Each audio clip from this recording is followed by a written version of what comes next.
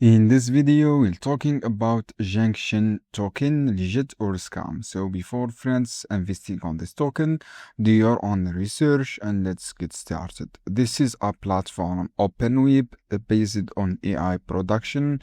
You have resources sharing services. You have strategies. This is the website, guys, based on AI. You can download this app. You have on Mac, you have on Linux, Windows.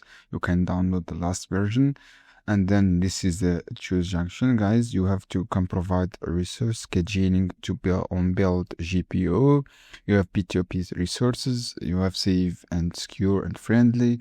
This is a decentralized AI hub. Also, guys, you have this is the plan. You have standard business enterprise. You have a list of product here. So, guys, this is looks like GPU project based on AI. If I scroll down, you have also, guys, a custom support here. You can send a message on support. You have ecosystem white paper. You can read the white paper.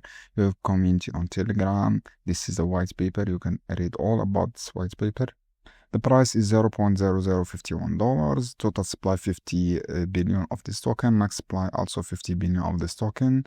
Holders is almost 2.38 thousand members. The bullish is 84%.